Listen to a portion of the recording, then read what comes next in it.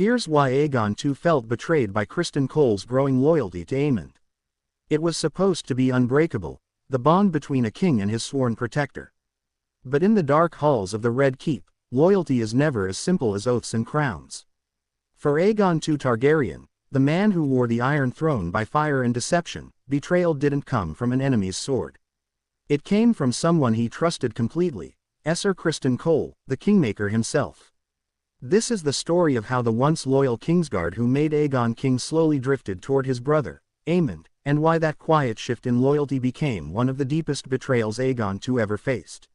Let's dive into the fire and unravel why Aegon felt so betrayed, not by his enemies, but by his own protector.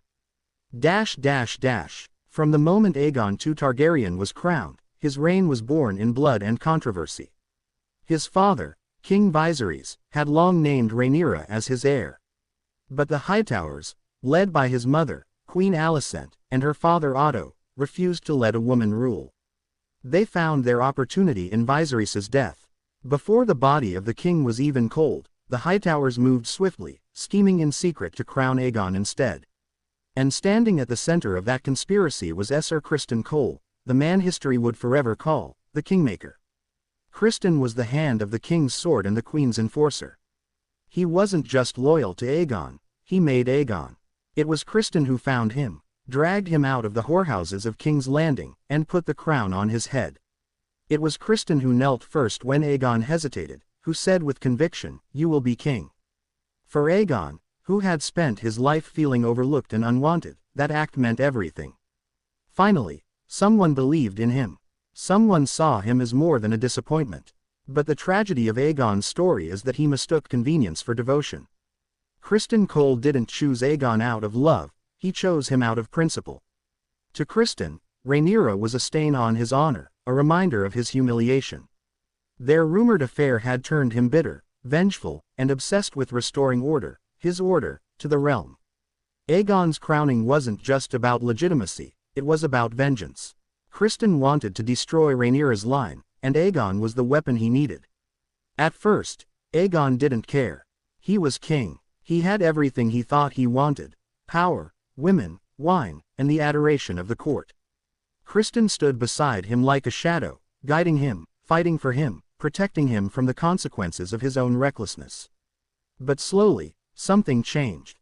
As the dance of the dragons began and the realm fractured, Aegon's insecurities grew. He wasn't the warrior his brother was. He wasn't the strategist his grandfather Otto was. He was a reluctant king, thrust into a war he didn't fully understand. And that's when Aemond, the younger brother, the sharper blade, the colder mind, began to rise. Aemond Targaryen was everything Aegon was not: disciplined, ruthless, and purposeful. While Aegon drank and brooded, Aemond planned and acted. He saw the war not as a burden, but as destiny. And in Aemond, Criston Cole began to see something he hadn't seen in Aegon: control. For all his loyalty to Aegon's crown, Criston despised Aegon's behavior. The drinking, the cruelty, the mood swings, the lusts, it all grated on him. Aegon wanted pleasure, not victory. He wanted validation, not legacy. Criston, on the other hand, was a man of discipline and conviction.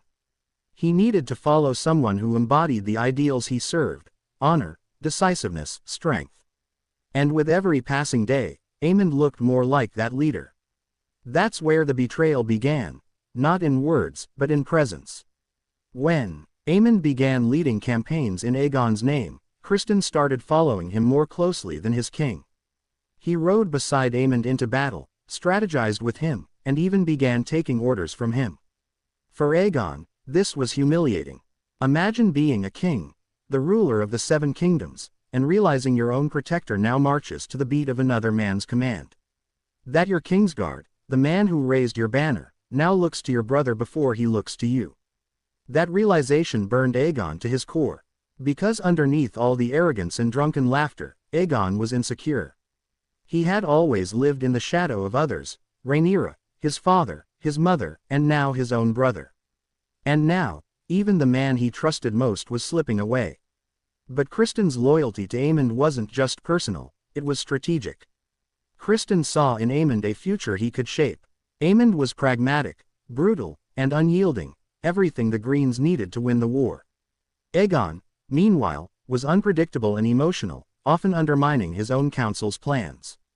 Criston began advising Aemond directly, often keeping Aegon in the dark about military matters. Decisions were being made without the king's knowledge, and when Aegon discovered this, he exploded. He accused Criston of betrayal, of forgetting who wore the crown. But Criston, ever stoic, reminded him that loyalty to the realm came before loyalty to the man, and that Aemond was acting in his name. To Aegon, that was worse than defiance. It was pity. He began to suspect that Criston never truly respected him, that he was just a puppet whose strings were now being pulled by his own brother. And the thing about Aegon too is that he could forgive enemies. He could forgive liars, traitors, even murderers. But he could never forgive humiliation.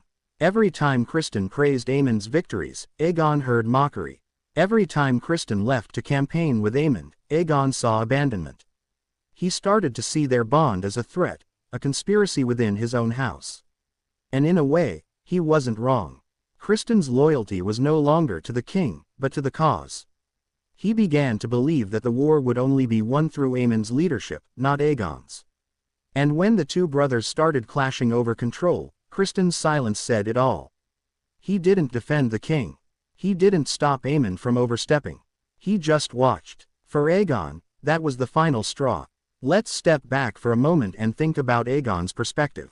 This was a man who never wanted the throne in the first place. He was forced into kingship by his mother and grandfather. He was paraded before the people as their savior, while his father's chosen heir, his sister Rhaenyra, was cast out. He had been told he was the true king, but deep down, he knew the truth. His rule was born from lies and ambition. Criston Cole was supposed to be the one man who believed in him without question. The one man who saw him as more than a political tool. But as the war raged on, Aegon realized Criston's loyalty was never truly personal. It was ideological. He followed strength, order, and conviction, things Aemond embodied more than Aegon ever could. That's what made the betrayal so painful. It wasn't about politics. It was about identity. Aegon had built his fragile confidence on the idea that Criston believed in him. When that illusion shattered, he began to unravel. We see glimpses of this in how Aegon starts behaving erratically, ignoring council meetings, drinking more, lashing out at his mother, and even taking his anger out on innocent courtiers. He was a man losing control, not just of his kingdom, but of his relationships. And all the while, Criston and Aemond grew closer. They planned campaigns. Together, they rode out to war without consulting the king.